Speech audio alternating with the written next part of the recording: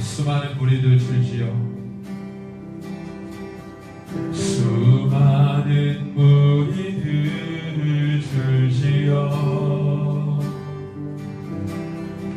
그분을 보기 위해 따르네. 평범한 목수이신 그분 앞에 모든 무릎이 꿇어 경배하네.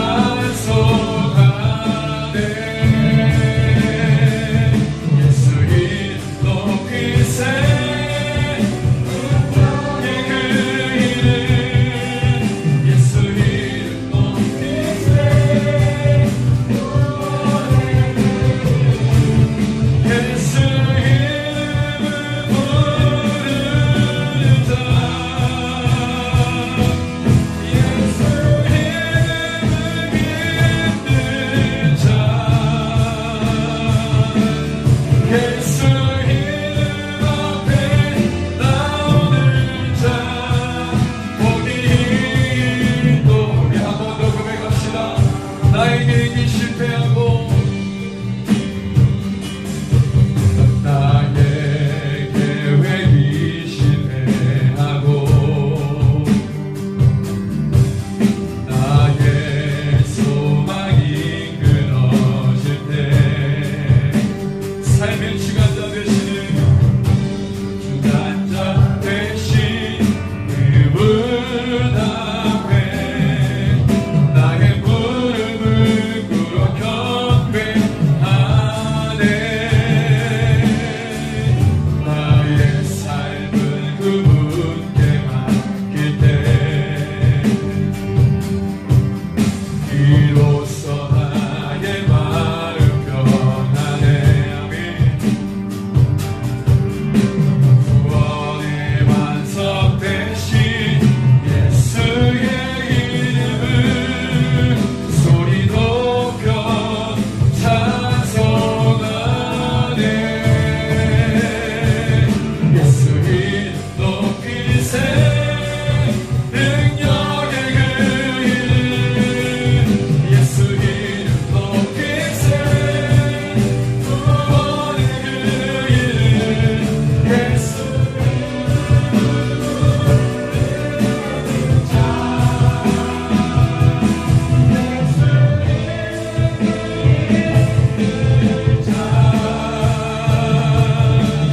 예수 이름 앞에 나오는 자 복이 있도다. 예수 이름 높이세. 예수 이름 높이세. 능력의 그 이름 예수 이름 높이세. 구원의 그 이름 예수 이름을 부르는 자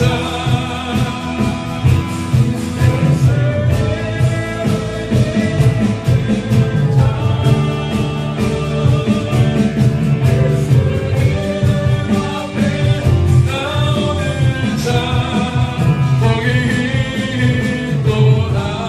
보통 고백합시다. 나의 계획이 실패하고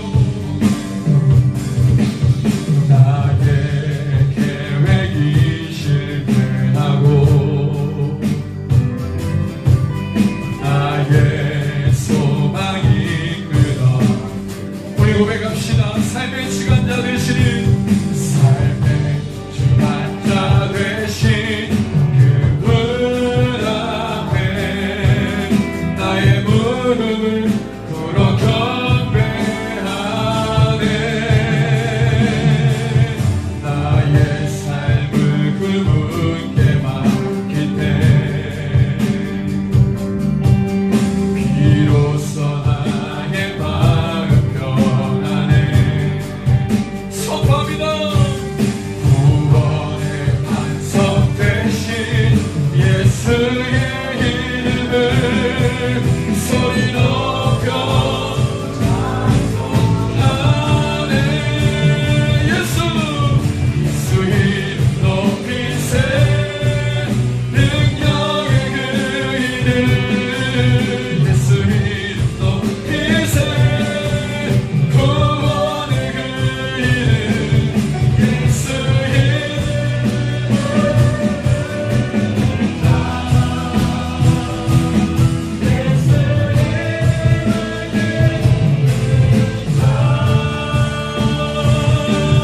예수 이름 앞에 나오는 자 복이 있도다.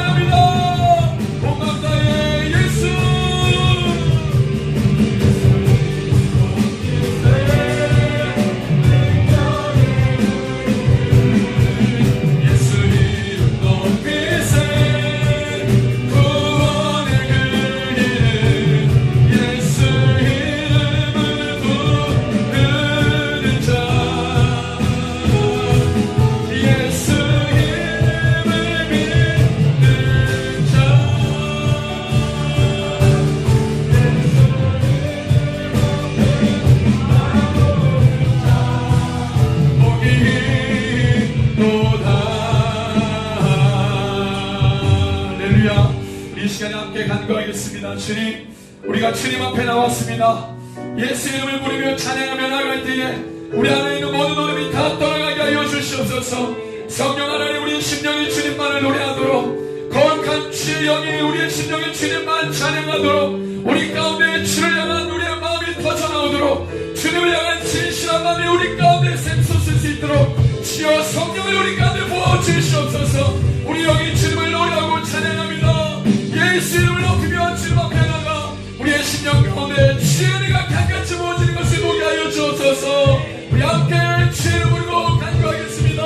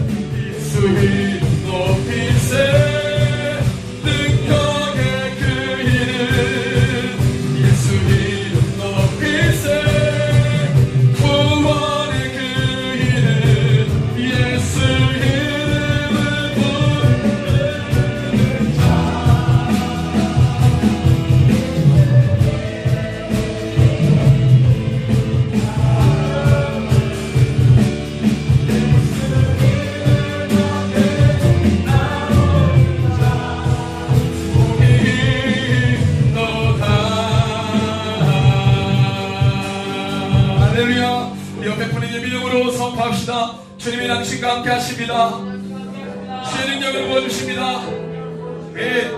이 시간에 우리 함께 새 찬양인데 우리 박수 치면서 함께 우리 찬양하겠습니다. 주님의 마음이 우리 가운데 함께하는 줄로 믿습니다. 아멘.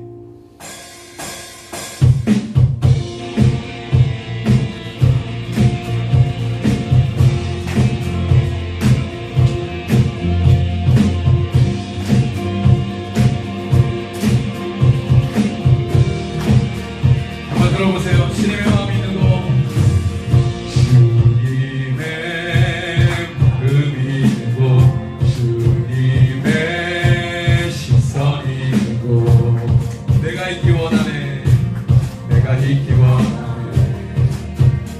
광야의 꽃을 피우시고 광야의 꽃을 피우시고 사막에 강물을 내시는 주의 놀라운 소리를 한 번 더 주님의 마음 있는 곳,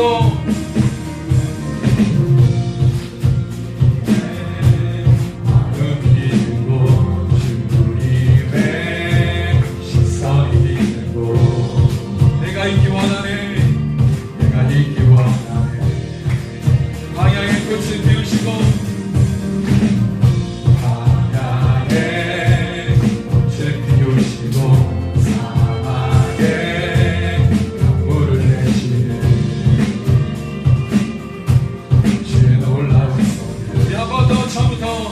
주님의 마음이 있는 곳,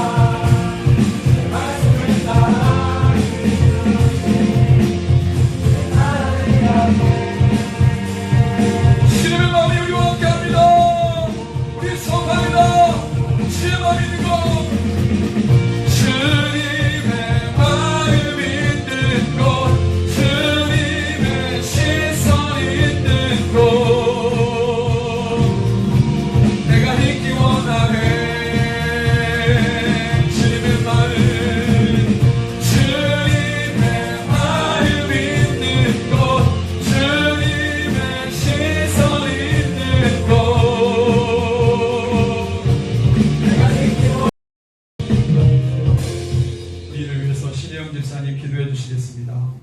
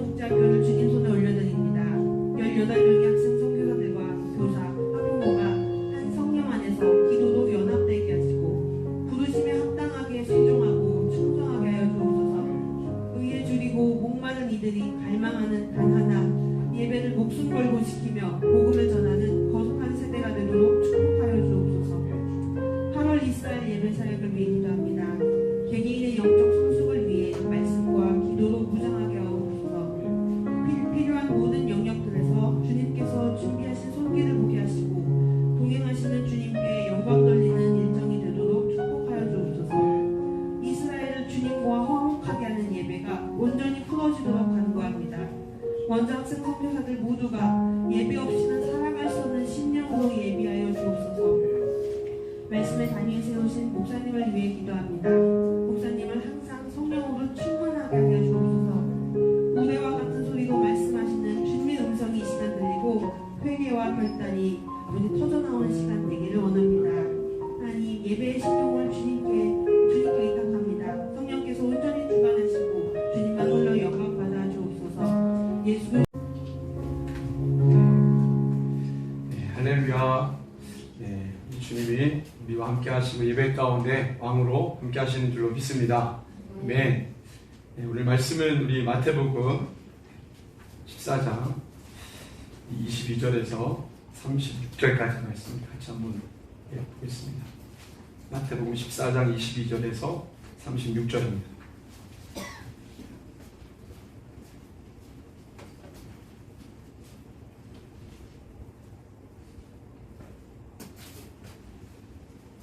네, 우리 찾으셨으면 한 목소리로 읽겠습니다. 시작. 예수께서 즉시 제자들을 재촉하사 자기가 무리를 보내는 동안에 배를 타고 앞서 건너편으로 가게 하시고 무리를 보내신 후에 기도하러 따로 산에 올라가시니라.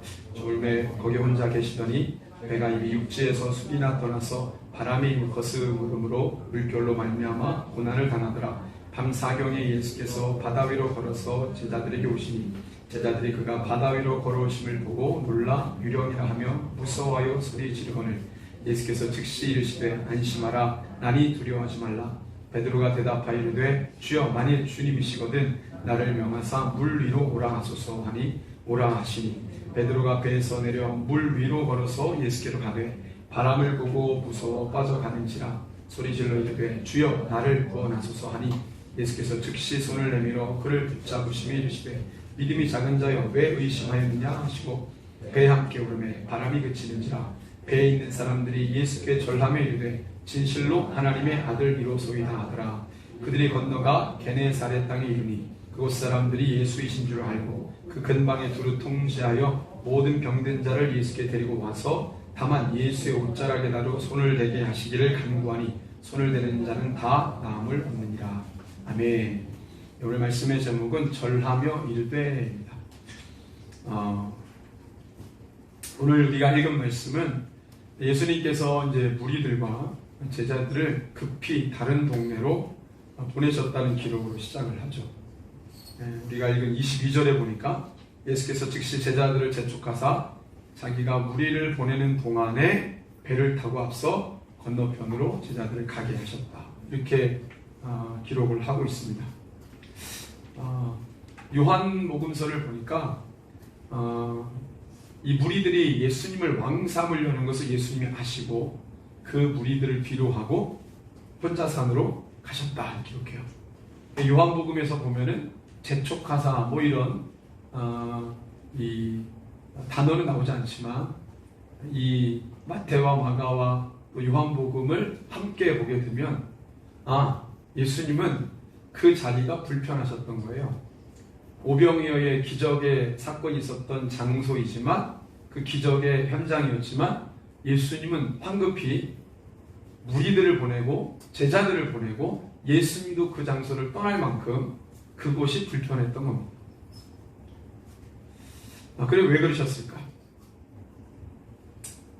그래서 사실은 이 정확하게 벳세다 들려 누가복음의 기록을 보면 벳세다 들판, 벳세다 동네에 어느 들판인 것 같은데 다른 복음서를 보면은 약간 장소들이 좀 상이하게 다릅니다. 어쨌든 그 오병이어의 기적이 나타난 장소는 무리들이 볼 때는 백성들이 볼 때에는 정말 그동안 기다렸던 사건이었을 거예요. 마치 그 장소는 예수님이 그리스도인 것을 예수님이 그토록 유대인들이 원했던 그 구약 예를 들면 신명기 18장에 모세와 같은 선지자 나와 같은 선지자가 오게 될 거다. 말라기 4장에 보면은 내가 엘리야를 보내겠다. 그러니까 구약의 두 선지자 모세와 엘리야 반드시 그들을 보내겠다고 했던 그분이 바로 저분인가? 저분은 그리스도인가? 라고 사람들이 거의 확실시하도록 만드는 그 사건이 바로 그 오병이어 사건이었는데, 그러니까 유대인들은 그토록 원했던 그 일이었는데 예수님은 그 오병이어 사건, 자기가 그리스도인 것을 얼마든지 증명할 수 있는 그 기적의 현장에서, 그래서 어떻게 보면은 이스라엘이 잘하는 게 기념비 세우는 거잖아요. 기념비. 사건 터지면 기념비 세우고 하나님께서 명해가지고 야 이거를 가르쳐라, 후대에게 알려라, 기념비 세우고 이게 그들에게는 버릇처럼 습관처럼 돼 있는 건데 예수님도 여기 오병이어의 기적이 일어났으면 여기다 기념비 하나 세워가지고 성지로 만들든지, 그래서 내가 그리스도라는 걸 거기 적어도 그거를 경험한 사람만 남자만 5,000명이니까 남녀노소라고 한다면 최소 1만 명 이상이 그 오병이어 기적을 다 본 거 아니에요? 그러니까 예수님이 그리스도 또는 모세다 또는 엘리야 같은 선지자다 라고 말할 수 있는 증인들이 최소 10,000명 이상은 되는 거예요. 얼마나 좋습니까? 거기 계속 계시지. 근데 주님은 오늘 말씀에도 보니까 재촉하며 제자들을 빨리 보내고, 보내는 제자들을 보내놓고 사람들을 또 보내는 거예요. 다 가라고. 그리고 본인은 또 따로 그 장소를 나오죠. 왜 예수님은 그 자리를 황급히 떠나셨나? 왜 예수님은 제자들을 타 지역으로 또 막 보냈나?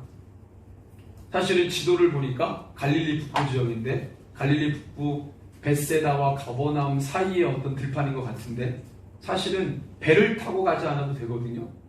걸어서도 갈 수 있는 길이니까. 근데 왜 배를 타고 가버나움으로 가게 했는지, 제자들을. 뭐 이렇게 반대의 방향도 아니에요. 바로 옆 동네인데 걸어가도 될 길을 굳이 배를 타고 가게 하십니다. 좀 이상해요. 예수님이 그렇게 황급히 떠나라고 할 만큼 그 자리가 그런 자리였나? 반대이지 않았나? 오히려 예수님이 후일을 도모하기에 딱 좋은 장소 아닌가? 왜 예수님은 그렇게 하셨나? 결론을 말씀드리면 진심 때문입니다. 진심. 요즘 시대를 어떻게 정의할까요? 미혹의 시대, 가짜가 진짜처럼 둔갑하는 시대. 그래서 이번에 성교 캠프 갔다 오신 분들, 저는 이제 우리 류경호 목사님하고 성캠 첫날 목요일날 가서 금요일날 점심때 왔는데, 그 저녁에 목사님이 시험에 들렀다가 은혜를 받으셨어요. 이 본부장님의 말하는 이 톤과 모양을 보고 시험에 들려고 하다가 마지막에 은혜 받으셨는데, 몰랐다는 거예요. 아, 이게 세상이 이렇게 돌아가는구나. 몰랐다는 거예요. 늘 뉴스만 듣다가 그게 진짜인 줄 알았는데, 뉴스에서 막 떠드는 거 그것만 듣고 그게 다 진짜인 줄 알았는데, 알고 봤더니 비하인드 스토리가 어마어마한 거예요. 뒤에서 물밑에서 벌어지는 이상한 일들, 그거를 영상으로 보고 말로 들으니까 이분이 충격을 받는 거예요. 나는 이게 진짜라고 생각했는데 알고 봤더니 이건 가짜고 이게 진짜였어. 실체를 알고 나니까 충격을 받는 거예요. 아, 세상이 어떤 기준으로 돌아가는지를 알게 되신 거죠. 그런 일들이 많지 않나요? 진짜를 대신하는 가짜들이 얼마나 많아요. 그 중에 AI도, 인공지능 AI도 마찬가지잖아요. AI를 통해서 시험을 치르고 AI를 통해서 뭐 예상 문제들 다 뽑아가지고 하고 뭐 이런 것들, 자기의 실력, 진짜가 아니라 어디서 빌려온 가짜로 이런 것들을 대체시켜버리는 그게 이 시대잖아요. 그러니까 진리에 대해서 집중하지 않고 진실에 대해서 집중하지 않고 그냥 이렇게 떠도는 거, 그냥 어디서 들은 거, 그것이 진리와 진리의 자리들을, 진실의 자리들을 대체한다. 예수님도 그거를 점검하고 싶으셨던 것 같아요. 예수님에게 많은 사람이 왔지만 저 사람들이 다 진심이 있느냐, 저 믿음이 진심의 믿음이냐, 예수님 이걸 점검하고 싶으셨던 것. 마태하고 마가복음서는 예수님이 왜 이렇게 황급히 그 자리를 떠나게 하고 본인도 떠나고 떠나도록 했는지에 대해서 구체적인 설명이 없지만, 이 오병이어 사건 이후로 그 상황에 대해서 계속 전개하는 복음서가 요한복음서인데, 요한복음서에 보면은 그 이유를 말해주고 있습니다. 요한복음 6장 말씀 함께 볼까요? 요한복음 6장 14절. 요한복음 6장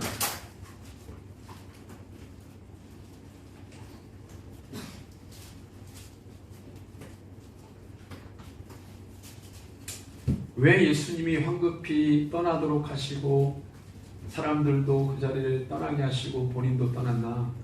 14절 같이 읽습니다. 그 사람들이 예수께 행하신 이 표적을 보고 말하되 이는 참으로 세상에 오실 그 선지자라 하더라. 15절 그러므로 시작. 그러므로 예수께서 그들이 와서 자기를 억지로 붙들어 임금으로 삼으려는 줄 아시고 다시 혼자 산으로 떠나가시다. 여러분들이 보실 때 착각할 수 있습니다. 진실로 세상에 오신 그 선지자? 그 진심 아닌가? 그 다음에 왕 삼으려고 약간 깨림직하지만 뭐 그다음 나쁜 건 아니에요. 근데 이게 예수님이 원하셨던 그 마음이 아니라는 걸 그 다음에 상황을 통해서 알려주는데 22절부터 24절 말씀이에요. 22절부터 24절 시작. 이튿날 바다 건너편에 서 있던 무리가 배 한 척 외에 다른 배가 거기 없는 것과 또 어제 예수께서 제자들과 함께 그 배에 오르지 아니하시고 제자들만 가는 것을 보았더니, 그러나 디베랴에서 배들이 주께서 축사하신 후 여럿이 떡 먹던 그곳에 가까이 왔더라. 무리가 거기에 예수도 안 계시고 제자들도 없음을 보고 곧 배를 타고 예수를 찾으러 가버나움으로 가서, 지금 이 사람들이 예수님을 찾아 헤매고 있어요. 그 마음이 가짜라고 하겠어요? 우리가 마지막 때 기다릴 그 선지자 참으로, 그리고 왕 삼고 싶어 참으로, 예수님을 만나고 싶어 참으로 가짜라고 하겠어요? 이게 나쁘다고 하겠어요? 우리가 예수님을 찾는다. 의도는, 동기는 뭐 그렇다 치더라도 예수님을 단순히 찾고 구하는 걸 나쁘다고 하겠어요?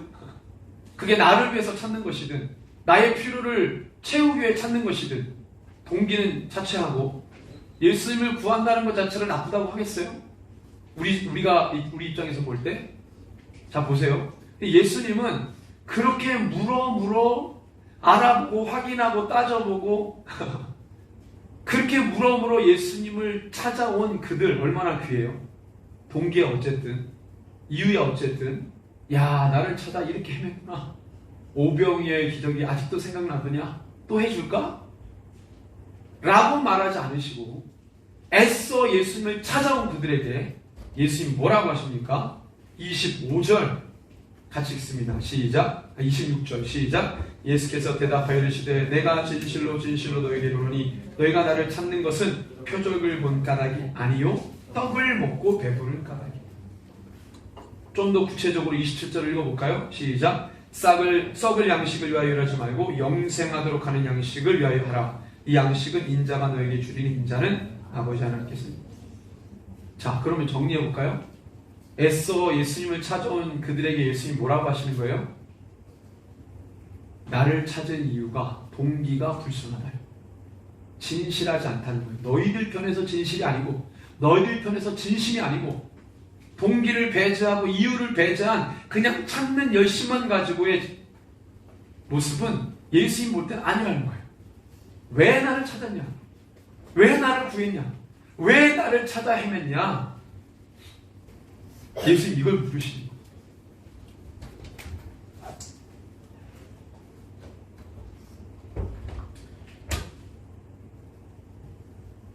어떻게 보면 좀 너무하시죠?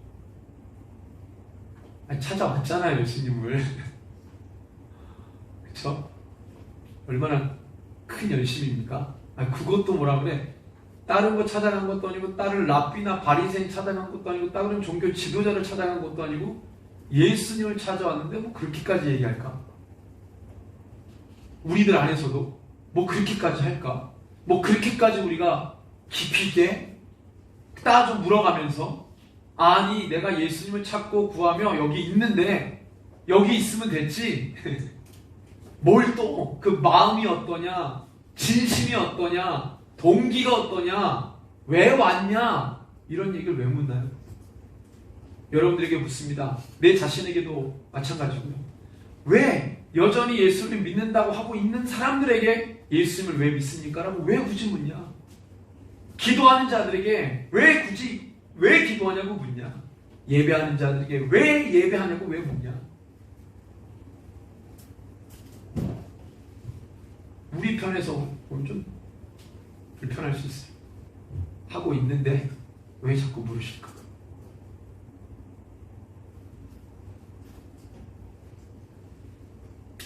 어쨌든 물어 와서 이 장소에 여러 가지 막 여기 들고 저기 들러서 왔는데 결론적으로 제자들이 간 곳은 가버나움이었습니다. 그 가버나움까지 무리들이 찾아온 거예요. 예수님도 가버나움에 마지막으로 왔습니다. 요한복음에서는 풍랑 얘기는 없죠. 마테마가 거기에 있어요. 어쨌든 그 풍랑의 사건 이후에 가버나움에 가신 거예요, 예수님. 그래서 거기까지 물어 찾아온 그들에게 예수님이 말씀하십니다. 예수님이 세 가지를 그들에게 말씀하신 거예요. 첫 번째, 너희들이 나를 찾은 이유. 두 번째, 그 이유는 진실하지 못하다. 세 번째, 자기 자신을 위해서 한 거기 때문에 진실하지 못하다. 이 세 가지 얘기하신 거예요. 근데 제가 한번 절수를 이렇게 보니까 마태하고 누가복음이 예수님의, 마가복음하고 예수님의 마지막 향유 옥합을 부은 여인의 사건과 그 다음에 베드로의 배반까지 각 복음서는 그 구간만 절수가 엄청나게 많아요. 가장 긴 건 75절, 짧은 건 71절, 72절. 근데 예수님이 십자가 지기 직전에 그 사건 빼고는 요한복음의 6장이 71절까지인데 가장 깁니다. 예수님이 십자가를 져야 되는 그 전개 상황을 막 구구절절히 설명하는 건 다른 복음서도 길어요. 한 장의 절이 막 75절, 72절이래요. 근데 그거 빼고 그 이전에 공생의 사역, 제자들하고 오병이어의 기적도 일으키고 무슨 뭐 사건, 가버나움의 회당에서 사건, 뭐 이런 사건 중심으로 봤을 때는 이 요한복음 6장 오병이어 사건을 해석하는 이 사건만 가지고는 가장 길어요. 다른 복음서는 뭐 길어봐야 10몇 절이는데 이거는 71절이라네요. 요한복음은 다른 어떤 사건보다도 요한복음 안에서의 절수가 가장 긴 건 6장 하나뿐이거든요. 그러니까 요한복음에서 가장 많은 절수를 할애한 이 오병이어의 사건이 요한이 볼 때, 사도 요한이 볼 때는 굉장히 중요했던 사건이었던 것 같아요. 여러분들 우리가 아는 것처럼 이 대화의 결론이 뭐냐? 자기를 물어물어 찾아온 가버나움까지 온 그 무리들에게 오클로스 그 무리들에게 예수님이 왜 나를 찾아왔는지를 구구절절히 설명하는 그 방대한 대화의 내용 끝에 결론은 뭐냐? 그러면 또 절수도 너무 외우기 쉬워요. 666이에요. 요한복음 6장 66절이니까. 한번 읽어볼까요? 요한복음 6장 66절. 이 대화의 결론, 몇 번 이 말씀을 나눴지만 이 대화의 결론 6장 66절. 요한복음 6장 66절 시작. 그때부터 그의 제자 중에서 많은 사람이 떠나가고 다시 그와 함께 다니지 아니하니라. 차라리 오병이어가 어떤 의미인지 설명을 안 해주셨다면 그냥 그 제자들이 남아 있었을 수도 있는데 괜히 설명해 주는 바람에 있던 제자들도 떠나가요. 다시는 예수님과 함께하지 않았다고 얘기합니다. 누구를 위해 예수님은 그렇게 얘기했습니까? 많은 사람이 필요했다면 불필요한 말이었어요. 더 많은 사람들이 예수님을 따라야 한다면 그 말을 하지 말았어야 됩니다. 그런데도 불구하고 예수님은 그 말씀을 하셨어요. 결론은 많이 떠나갔습니다. 왜? 본질을, 진심, 이걸 자꾸 물으니까. 왜 그런지를 자꾸 물으니까.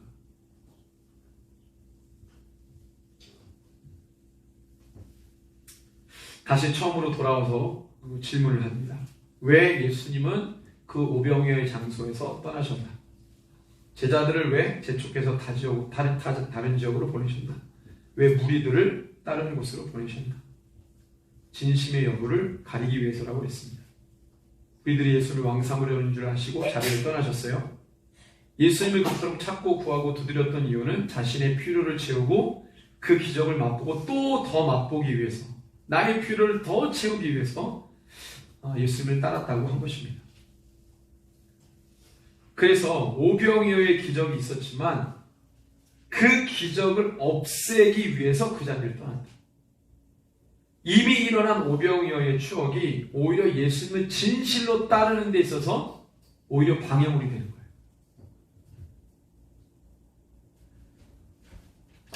아멘. 이해되셨으면 아멘. 어떤 경우는 그런 게 있더라고요. 예전에 은혜를 많이 받았어요. 그 은혜의 추억으로 사는 거예요. 그러니까 앞으로 믿음의 진보가 일어나야 되는데 그 은혜에 사로잡혀가지고 그 추억에 사로잡혀서 앞으로 못 나가는 거예요. 오히려 그게 방해가 되는 거예요. 날마다 하나님 우리와 함께 하시잖아요. 과거의 하나님이십니까? 과거에만 갇혀 계신 분입니까? 오늘은, 내일은 일 안 하시나요? 나의 믿음은 10년 전 믿음, 5년 전 믿음에 갇혀 있는 거예요. 오늘과 내일 나의 믿음은 도전이라는 것을 먹으면서 주님을 그렇게 신뢰하면서 미제 영역으로 들어가야 우리의 믿음이 견고해지고 자라나는 것입니다. 그게 없는 신앙인들은 늘 옛 추억에 사로잡혀 사는 거예요. 그게 그때에는 굉장히 큰 능력이었고 은혜였지만 나를 앞으로 못 나가게 한단 말이에요. 오병이어의 기적은 이제 추억이에요. 왜 거기에 사로잡혀 있냐? 왜 그것 때문에 주님이 원하시는 수위까지 못 나가느냐? 그러니까 예수님 빨리 보내는 거예요. 본인도 그 자리에 있지 않아요. 그래서 그 이후에 6장에서 요한복음 6장에서 말씀하신 건 뭡니까? 이방인들처럼 살지 마라. 육신을 위해 살지 마라. 하늘의 만나. 나는 생명의 빵이다. 그죠? 이스라엘 백성들이 광야에서 하늘의 만나를, 하늘에서 보내주신 만나를 먹었듯이 이 빵은 육신을 위해서 너희들한테 주려고 육신의 필요를 채우기 위해 보여진 기적이 아니라 이제부터 너희는 이방인처럼 살지 않고 하나님의 언약의 백성으로 하나님이 주시는 말씀을 먹고 살아야 된다는 것을, 신령한 것을 먹고 추구하고 구하며 살아야 되는 것임을 알려주시기 위해 그 기적이 필요했던 거예요.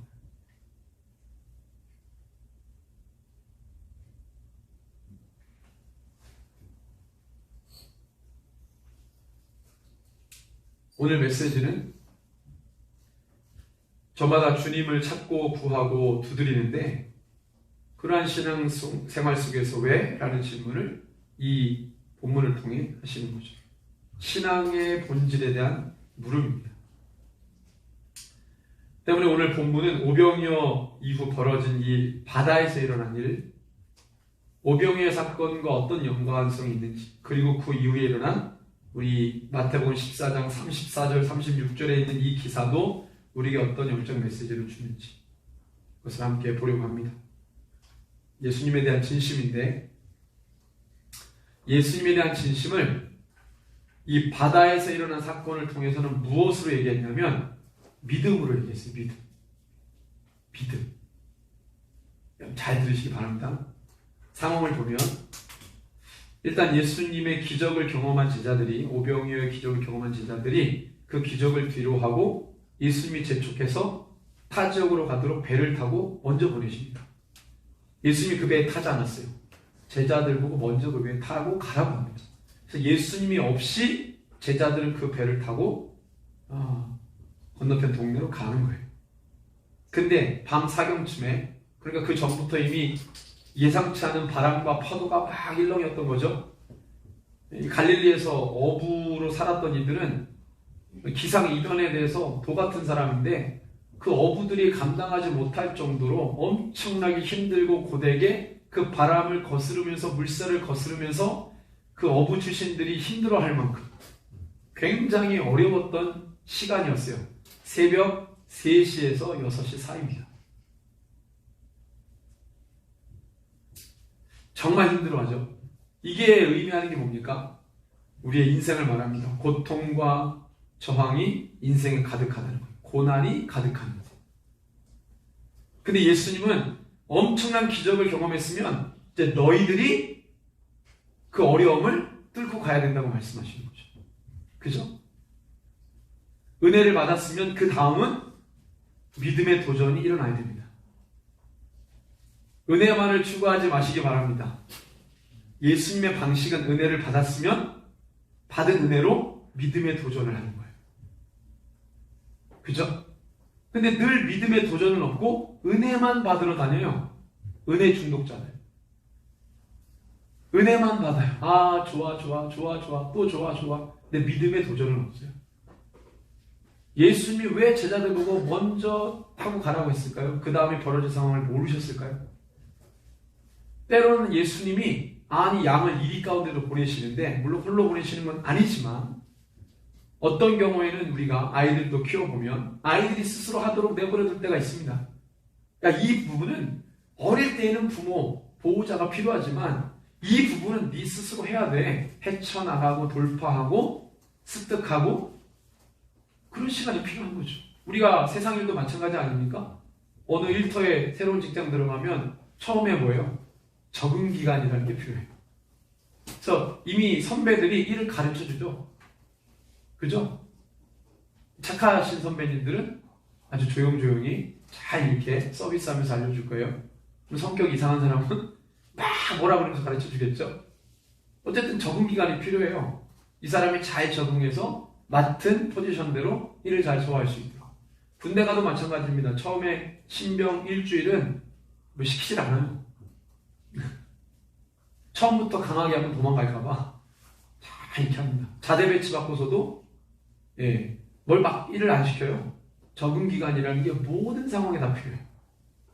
그 시간이 지나면 뭐합니까?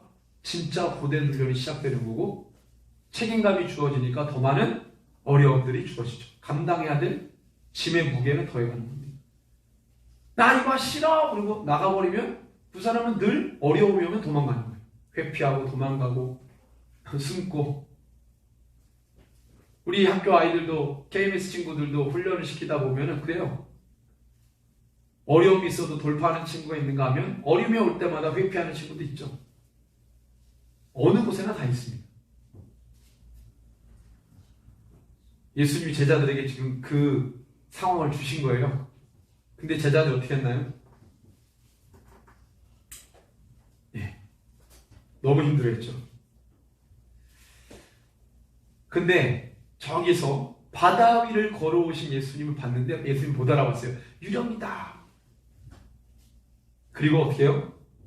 예수님이 야 나다 안심해라 두려워하지 마라 이렇게 말씀하세요. 간혹가다 우리가 신앙생활할 때 기적을 경험할 때가 있습니다. 은혜 체험 예수님 격적으로 만나고 막 내가 기도했는데 막 병이 나와버려요. 자녀를 위해 기도했는데 무슨 사건을 두고 기도했는데 막 해결이 돼요. 다 고백하죠. 이거는 하나님이 하신 거야. 이런 일들 있잖아요. 신앙생활하면 다 이런 경험하죠. 어제 그 금요일날 아침에 그 아랍 섬기시는 선교사 여자 선교사님이 간증하시는데 선교사들이 어느 한 가정 놓고 기도했는데 이 자매가 현지인 자매가 예수님을 알자마자 너무 믿음이 충만해가지고 막 기도하자 그러고 선교사님보다 더 기도하자 그러고 문제를 안고 근데 문제를 안고 기도하다가 해결돼 버렸어요. 그랬더니 선교사님이 당연하다고 생각해야 되는데 선교사님이 놀래버려요. 기도하고 해결됐다고. 그런 일들이 종종 있지 않나요? 그렇죠? 본인이 기도해놓고 본인이 놀라요. 근데 막연하게 우리 신앙생활에 기적이 있었으면 좋겠다라고 생각하는 신앙인들 많습니다. 아 기적이 있었으면 좋겠어. 기적이 있었으면 좋겠어. 성경에 나오는 기적이 내 인생에 막 벌어졌으면 좋겠어. 기적이 일어났으면 좋겠다. 무리를 걷는 기적이 이 고통스러운 인생 가운데 무리를 걷는 기적이 있었으면 좋겠다. 근데 준비가 안 돼 있어요. 믿음의 준비, 성숙의 준비가 안 돼 있어요. 그러니까 마치 뭐가 같냐면 로또 1등 당첨되기를 바라는 심리하고 예수 믿으면서 기적을 바라는 심리랑 거의 비슷합니다. 준비는 안 돼 있는데 바라는 건 이렇게 커요. 내면의 성숙도와 믿음의 이 수위가 정말 준비가 안 돼 있는데 기적은 엄청 원하는 거예요. 뭔가 하늘에서 빡빡 떨어졌으면 좋겠고 번쩍번쩍 막 뭐 일들이 진행됐으면 좋겠는 일들이 마음이 우리 안에 있는 거예요. 그러다가 어쩌다가 기적이라도 경험하면 당황하고 당황하고 그때 베드로가 예수님에게 얘기하잖아요. 뭐라고 합니까? 28절에 같이 한번 읽습니다. 시작. 베드로가 대답하여 이르되 주여 만일 주님이시거든 나를 명하사 물리로 오라소서. 그 당황할 때에 예수님이 말씀하세요. 신앙생활 하다가 어려울 때 주님의 음성 듣고 말씀 보고 와 확신을 얻고 잠깐 그럴 때가 있습니다. 두렵다가 그 말씀으로 잠깐 힘을 얻을 때가 있어요. 막 믿음이 충만할 때가 있어요. 은혜를 막 충만하게 받고 막 들려 올라갈 정도로 나 오늘 이러다 들려 올라가는 거 아니야? 성령 충만해가지고 막 주님의 음성이 들리는 것 같고 말씀 한 구절이 막 뒤집어지고 그때 베드로처럼 선포하는 거죠. 주여 나에게 명하소서 무리를 걸어와라. 그럼 베드로도 모르게 무리를 걷게 하소서라고 믿음의 수위가 높은 준비는 안 돼 있었는데 막 그렇게 은혜를 받을 때 막 선포할 때가 있어요. 엄청난 기도를 하면서 이걸 하리라. 여러분들 가만히 생각해 보면 그런 일들이 있었습니다. 막 충만해. 오늘은 충만해. 그러니까 막 본인도 감당 안 되는 기도를 막 해버려요. 나중에 책임을 못 져. 하여튼 지금은 내가 충만하니까 이 기도하는 거예요. 그러면서 막 해요. 베드로처럼 선포합니다. 막.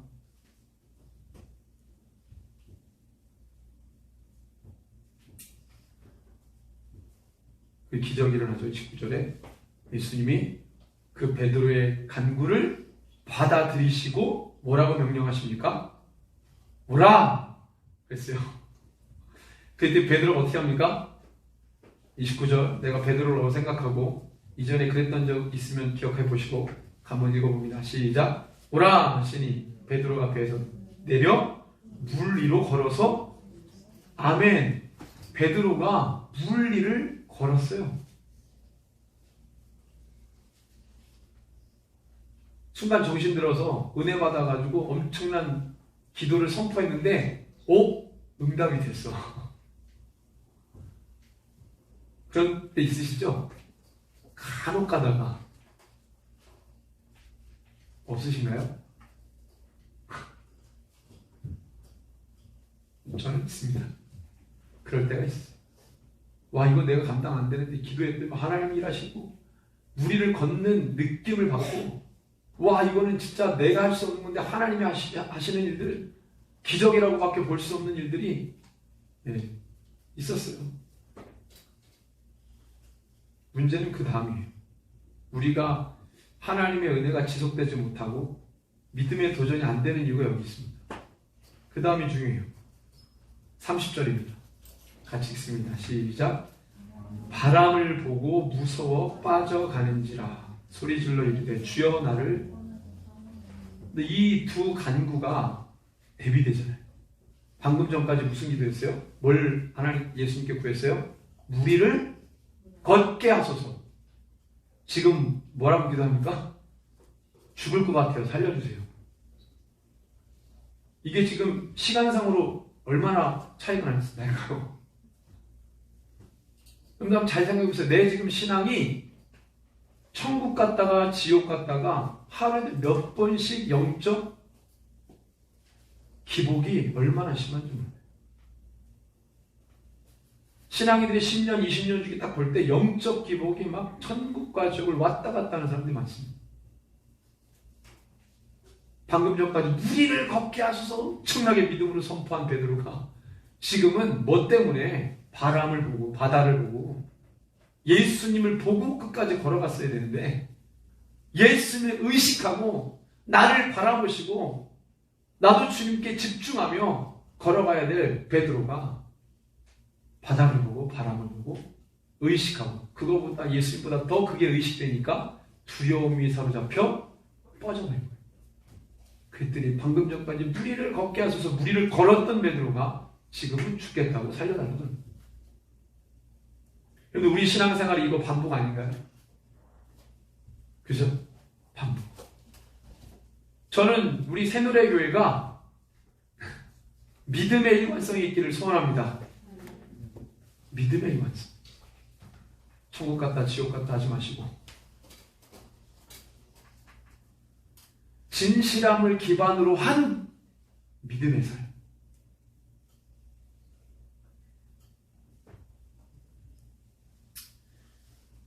하나님이 야 베드로에게 한번 네 인생에 맨날 고기나 잡던 애 내가 너를 사람 없는 어부로 만들어주겠다고 했는데 따라다니면서 예수님 속만 썩였어요.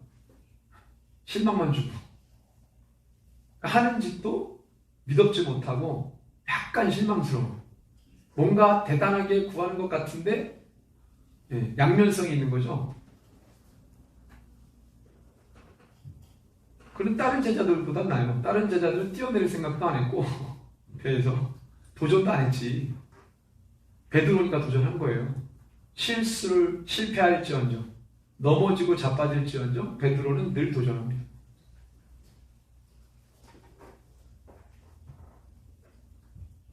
어쨌든 그 상황 속에서 예수님이 베드로를 보고 빠졌는데 허우적거리니까 얼른 건져주시지 않고 또 물어요. 대화를 해요. 지금 죽을 것 같은데. 물론 이제 베드로가 어부 출신이니까 수영은 잘하겠죠. 근데 이제 뭐 상황인지라 뭐 수영해도 거의 그 죽을 지경에 놓여 있는 그런 위급하고 다급한 상황이었던 것 같아요. 예수님이 뭐라고 합니까? 31절에 믿음이 적은 자여 왜 의심하였느냐?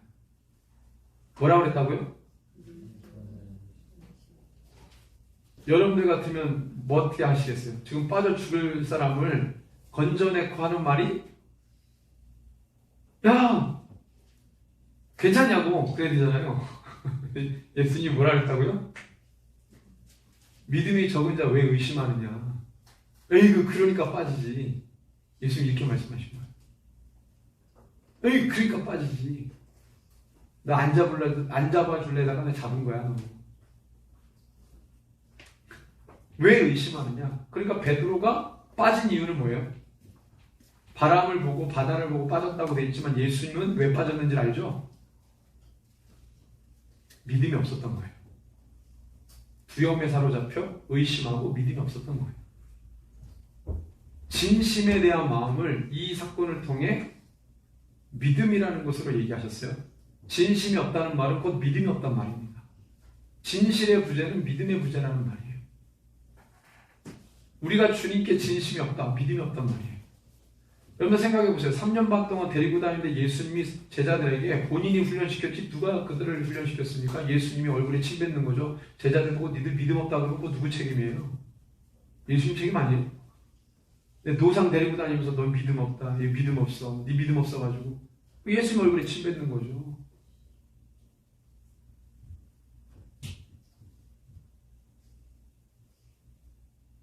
오병이어 기적을 경험한 것이 한 달도 아니고 2주도 아니고 2일도 아니고 바로 어제 오병이어를 경험했던, 그리고 바로 직전에 무리를 걸었던 베드로는 믿음이 없었어요. 의심했어요. 예수님을 찾아와 왕 삼으려고 했던 모든 사람들은 믿음이 있었나요? 무엇에 대한 믿음? 우리를 구원하신 예수님에 대한 믿음은 없었어요. 자기 만족을 위해 저분이 나를 채워주겠다, 이상한 믿음, 이건 믿음이 아닙니다. 그건 믿음이 아닌 거예요. 왜 하나님이 에녹의 예배를 받으셨대요? 믿음 때문에. 믿음. 무슨 믿음입니까? 한번 생각해 보셨어요? 에녹은 무슨 믿음? 하나님과 죄를 지어도 대화가 가능한 그 시대에 무슨 믿음? 지금 우리 시대의 믿음은 하나님의 존재에 대한 믿음이죠. 그죠? 근데 죄를 지어도 하나님하고 대화가 가능한 그 시대의 믿음은 무슨 믿음이에요? 여전히 하나님의 존재에 대한 믿음입니까? 아니에요.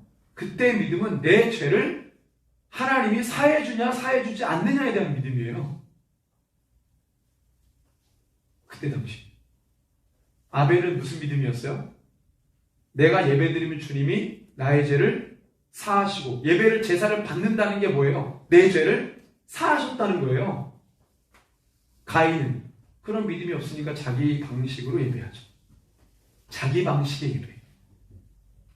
올라라고 하는 모든 제사의 원형이 되는 그 예배의 원형, 하나님이 가르쳐주신 아담과 하와에게 이 방법으로만 제사해야 네 죄가 사해지고 네 가족의 죄가 사해진다는 모든 예배 제사의 원형이 올라, 번제, 이거를 가인은 자기 방식대로 드림으로 하나님에 대한 자기 죄를 사하신다는 그 믿음도 없이 형식으로 드린 거예요. 만약에 가인이 예배를 받으시려면 가인이 어떻게 예배했어야 돼요? 그는 농사졌던 자이니까 자기가 있는 것으로 드리는 게 아니라 하나님의 방식으로 드리려면 동생한테 값을 지불하고 양을 사와야죠. 대가를 지불하고 사와야죠. 그래서 주님께 나아가야죠.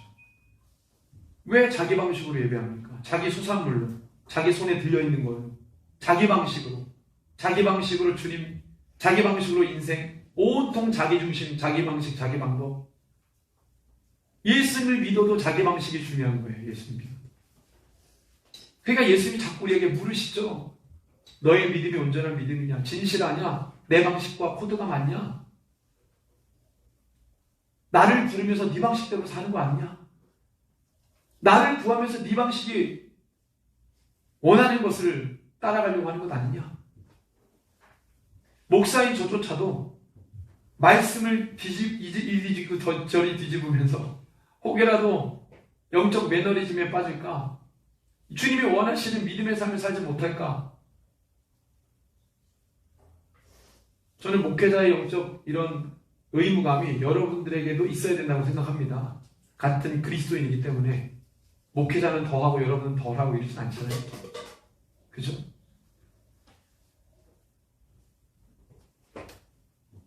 믿음의 진실의 여부를 확인하시기 위해 예수님은 보내신 거예요. 그리고 이 풍랑이 막 일어나는 이 상황 속에서 주님이 알려주고 싶은 건 그건 믿음의 문제예요. 자, 그런데 32절에 배에 함께 오름에 예수님이 그 배에 딱 올라갔어요. 베드로도 데리고 왔습니다. 그리고 그 풍랑이 잔잔해집니다. 33절에 같이 한번 읽어볼까요? 시작. 배에 있는 사람들이 예수께 절하며 이르되 진실로 하나님의 절하며. 제자들이 이때 예수님께 절해요. 그 배에서 경배합니다. 그리고 고백합니다. 흡사 베드로의 고백과 같죠? 진실로 하나님의 아들이십니다. 이 얘기는 뭐예요? 당신 하나님이십니다. 우리가 기다렸던 진짜 그리스도이십니다. 라고 정말 고백한 거예요. 어떻게 하면서? 말로만? 절하며. 절하. 믿음은 뭡니까? 자기의 권리를 꺾는 거예요. 예수님 믿으면서 자기 권리를 내세우며 믿음? 믿음 아니죠. 물어보신다니까요. 목사인 저에게도 물어보십니다. 너 믿음 제대로 된 믿음이냐고. 너의 의지를 꺾고 생각을 내려놓고 모든 걸 너의 손에 쥐고 있는 것 모든 걸 다 내려놓고 주님 앞에 나오는 게 믿음이야. 그렇게 말씀하십니다. 34절에 36절에 믿음의 수위가 제자들이 아니라 사도들이 아니라 어떤 일이 벌어집니까? 다만 예수의 옷자락에 나도 손을 대게 하시기를 간구하니 손을 대는 자가 다음은 사도들보다 믿음이 더 좋아요. 옷자락이라는 건 이 옷슬에 이렇게 실처럼 나와 있는 그것만 잡아도 그 실오라기 하나만 잡아도 내 병이 낫는다. 이 믿음 엄청난 믿음이잖아요. 제자들에게 없는 믿음이에요. 대비시켜주는 거예요. 니네들은 나랑 같이 있으면서 배에도 같이 있고 3년 반 동안 늘 따라다니지만 너희들이 천히 여기는 저 하층민들 갈릴리 사람도 천히 여기는 갈릴리 사람도 매일 남부 유대 사람들에게 차별을 받는데 그들도 차별하는 저 하층민 저 사람들 병든 사람들이잖아요. 소외되고 격리되고 그런 병든 사람들 하나님의 저주의 안에 살아가는 그들 누가 손대지 않고 만나지 않고 완전 왕따. 근데 그들 믿음이 제자들보다 낫고 종교 지도자들보다 나은 거예요. 네. 그걸 보여주는 거. 믿음의 문제. 우리의 믿음은 괜찮습니까? 이상이 없습니까? 혹시 그 믿음이 맹목적이거나 자기 중심적이거나 자기 선택적 믿음은 아닙니까? 주님께 완전히 굴복된 모든 것을 내어드리는 믿음입니까? 저 여러분들이 마지막 시대를 살아가면서 주님 오시는 그날까지 주님이 아마 이 믿음을 점검하실 겁니다. 끊임없이. 제 얘기를 좀 드리면 길게는 19개월, 짧게는 2개월 동안에 저에게 심한 바람과 파도가 거세게 몰아쳤어요. 제가 이 얘기를 하면 여러분들이 저의 기도 제목이라고 생각하시고 기도해 주시기 바랍니다. 주여, 아멘이 없는 거 보니까 이 말을 안 해야 되겠군요. 네, 기도해 주시기 바랍니다. 네. 갑자기 해야 되나 말해야 되나 네, 갈등이 오네요. 네. 개인적으로, 교회적으로, 학교 사역적으로 굉장히 힘들었습니다. 정말로 도망가고 싶을 정도로 충주를 떠나고 싶을 정도. 근데 저에게 제의도 왔어요. 다른 지역에서, 교회에서 아내와 고민하고 너무 힘들었어요. 충주에서 사역 시작할 때 주님이 보여주신 장면이 있었어요. 의료원에서 기도할 때 아이들하고 바벨탑 3개를 보여줬거든요. 그때는 그게 뭔지를 몰랐어요. 근데 코로나 시기를 겪고 지나고 난 다음에 충주의 바벨탑 3개가 뭔지를 하나님이 알려주셨어요. 제가 그때 내가 이 3개랑 싸워야 되는구나. 충주에 정말 하나님 사랑하시는 자들은 이 바벨탑 3개랑 싸워야 되는구나. 24절에 오늘 말씀해 보면은요, 이거예요. 바람, 물결, 그리고 두려움입니다. 26절. 바람은 형체는 보이지 않지만 실체하죠. 이 첫 번째 바벨탑이에요. 두 번째 물결은 형체가 보여요. 있어요. 알아요. 두 번째 바벨탑. 세 번째는 두려움입니다. 그 첫 번째 바람이 뭡니까? 바람 같은 바벨탑이 뭐예요? 주님이 감동을 주시는 거예요. 무기력감 속에 존재하는 피해의식이 이 충주에 강력하다. 바람과 같다. 이 바람은 옮겨다니잖아요. 옮겨다니면서 사람들의 마음을 휘젓는 거예요. 사람들의 마음속에 집단적으로 혹은 개인적으로 역사합니다. 한 번에 힘을 합칠 때는 한 곳에서, 보통 때는 모든 사람 마음 가운데 내재되어 있습니다. 가만히 역사합니다. 물결은 뭐예요? 주님 말씀하시는 거예요. 조직과 관계다. 연결되어 있다. 사람들의 모임과 관계다. 근데 이것이 무기력감 속에 존재하는 피의식이라는 바람을 만나면 엄청나게 복음을 거세게 저항한다. 두려움은 뭔가요? 이게 특정 상황과 환경에서 보이는 반응들이다. 두려움이 크다는 거죠. 충주가 그 두려움을 너무 크게 느낀다. 제가 사실은 강의를 좀 다니면서 타적에 좀 많이, 저는 좀 궁금하면 물어보거든요. 이래 어땠습니까? 저땠습니까? 다 물어보면 제가 기도 제목인데, 충주가 경험한 건 다른 지역도 다 어려웠는데 충주보다 더 어려웠던 지역도 있어요. 근데 충주에서 느낀 제 느낌은 충주는 너무 두려워했어요. 지역 자체가. 교회들 한 군데라도 버티면서 그 시기를 견뎌냈던 촛대, 살아있는 교회 별로 없었던 거예요. 다른 지역은 뭐 커서 그랬는지 모르겠죠. 버티고. 어떤 특정 사건과 상황에 너무 두려워한다. 제가 아마 일반 목회만 했으면 잘 몰랐을 텐데, 이런저런 사역을 하면서 7년, 6, 7년 만에 경험하고 느낀 거예요. 제 안에 무리를 걷는 듯한 사역들이 있었어요. 무리를 걷는 듯한 사역. 제 얘기입니다. 이 14장은 제 얘기입니다. 베드로도 저 얘기. 그래서 막 기도했죠. 하나님, 어느 목회자도 타 지역에 가면 포부를 막 드러내면서 기도합니다. 주여, 충주를 바꿔주십시오. 뭣도 없는 게, 막 그런 기도를 합니다. 목사라고 본인이 다 바꿀 것처럼 무리를 걷는 막 선포를 하죠. 우리 오늘 개척하시고 또 은퇴하신 우리 정세 목사님 오셨는데 통일광장 기도회 사역을 2016년 11월부터 2021년 9월 28일까지 했어요. 주님 바라보며 흔들리지 마십시오. 결단하며 믿음의 소리를 높이고 도전하며 주님과 함께 믿음의 길을 걸어가시는 여러분들 되시기를 바랍니다. 주를 향한 나의 믿음이 견고한 삼성 갖게 하여 주십시오. 끊임없는 두려움과 걱정과 염려로 바닷속에 빠지는 자가 아니라 우리의 믿음의 수위를 높여 주십시오. 강하게 하여 주옵소서. 이렇게 고백하는 저와 여러분들 되기를 주님의 이름으로 축원합니다. 아멘.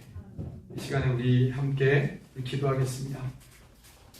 우리 말씀을 생각하면서 베드로와 같은 연약한 나의 모습이 있었습니다. 주님, 이제는 진실로 주님 앞에 엎드려 절하며 우리의 믿음을 드립니다. 진실한 믿음을 드립니다. 순결한 믿음을 드립니다.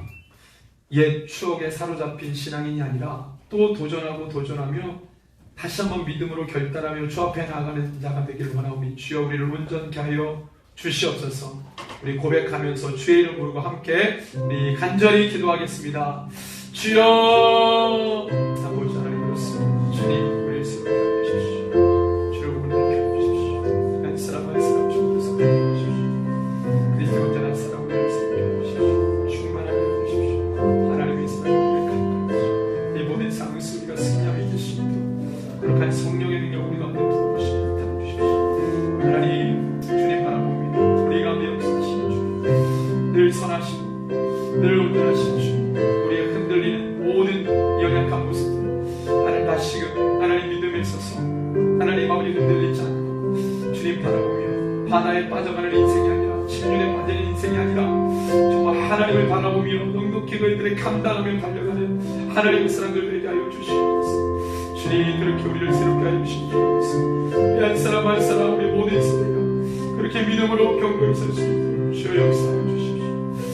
주여 우리 가운데 세례를 주십시오. 주여 우리 가운데 주님을 주십시오. 하나님의 사랑을 끝까지 주님 도전하게 하여 주십시오. 하나님 믿음의 사랑 우리 세대를 이루게 하여 주시옵소서. 주님 그렇게 행복해 해주시길 간절합니다. 주여 보호자 주십시오. 우리 함께 찬양하겠습니다. 주 앞에 나와 찬양 함께 드리며 우리 함께 또한 기도하겠습니다. 주 앞에 나와 제사를 드리네 마음 열어 내 삶을 드리네 주를 봅니다. 끝없는 사랑 날 회복시키네. 주 앞에 나와 주 앞에 나와 제사를 드리네 마음 열어 내 삶을 드리네 주를 봅니다. 끝없는 사랑 날 회복시키네.